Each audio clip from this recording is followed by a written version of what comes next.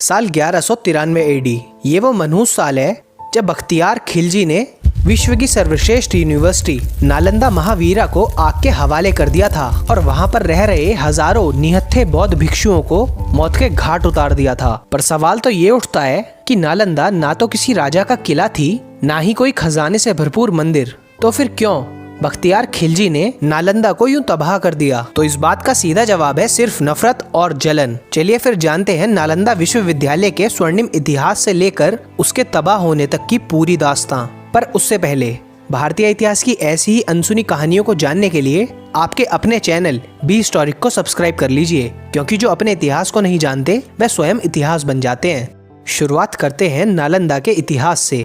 नालंदा ये नाम संस्कृत के 3 शब्दों से बना है, ना, अलम और दा, अर्थात ना रुकने वाला ज्ञान का प्रवाह। नालंदा आज के बिहार में स्थित है। इसकी स्थापना आज से करीब 1700 साल पहले 5वीं शताब्दी में हुई थी। यह विश्व की सबसे पुरानी रेजिडेंशियल यूनिवर्सिटीज में से एक है। इसकी स्थापना का श्रेय गुप्ता वंश के शासक कुमार गुप्ता फर्स्ट को जाता है। नालंदा महावीरा के बारे में जानकारी ह्युनसेंग और इट्सिंग जैसे चाइनीज ट्रेवलर्स के रिकॉर्ड से प्राप्त होती है। ह्युनसेंग 7वीं सदी में नालंदा पहुंचे थे। वह अपनी किताब में बताते हैं कि यहाँ पर 10,000 मॉन्क्स और 1510 टीचर्स रहते थे। इससे ये बात सुनिश्चित हो जाती है कि यहाँ पर पढ़ने के साथ ही रहने की भी व्यवस्था थी। नालंदा में दुनिया भर के देशों से लोग पढ़ने आते थे। यहाँ पर बुद्धिज्म के अलावा Vedas, philosophy, medicine, medical science, astronomy और योगा जैसे तमाम विषय पढ़ाए जाते थे।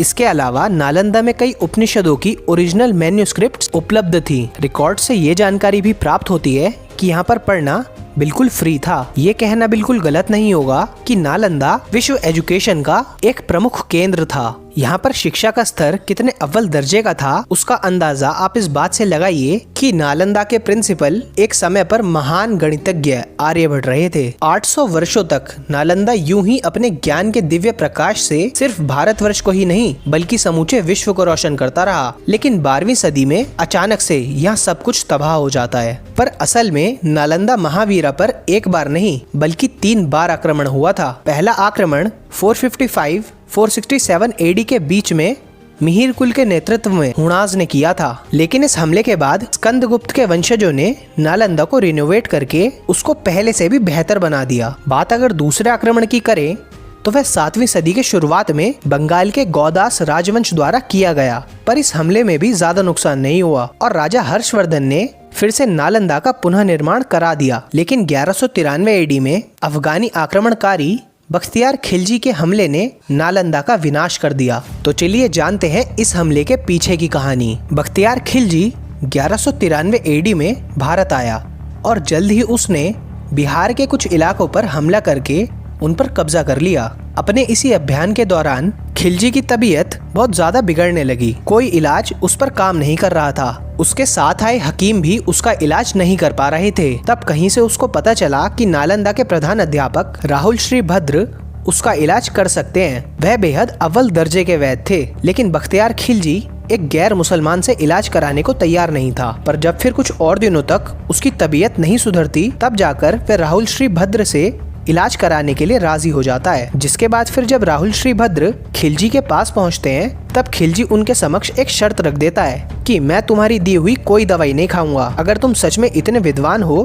तो मुझे इसके बिना ही ठीक करके दिखाओ। वह ये चैलेंज देकर राहुल श्री भद्र को नीचा दिखाना चाहता था। पर फिर भी बिना किसी परेशानी के राहुल श्री भद्र खिलजी की शर्त मान लेते हैं और वह खिलजी को कुरान देकर कहते हैं कि तुम इसको रोज पढ़ना। और फिर होता है जादू। इसके कुछ ही दिनों बाद खिलजी पूरी तरह स्वस्थ हो जाता है और इस बात से वह खुद भी बहुत हैरान था कि जब उसने दवाई ही नहीं खाई तो वह ठीक कैसे हो गया। और तब वह पता कराता है कि राहुल श्री भद्र ने ऐसा क्या किया। और तब उसको पता चलता है कि राहुल श्री भद्र जी ने कुरान के पन्नों में दवा लगा दी थी, जिससे जब खिलजी कुरान पढ़ता तब वह दवाई उसके शरीर में एब्जॉर्ब हो जाती। मतलब आप खुद सोचिए कि कितने एडवांस लेवल की मेडिकल साइंस का मालिक था भारतवर्ष कि बिना खाए भी दवाई आपके शरीर में जा रही है। अब अगर किसी और को यह बात पता चलती तो वह इस बुद्धिमत्ता से प्रभावित होता, उपहार देता या कम से कम शुक्रिया अदा ही कर देता।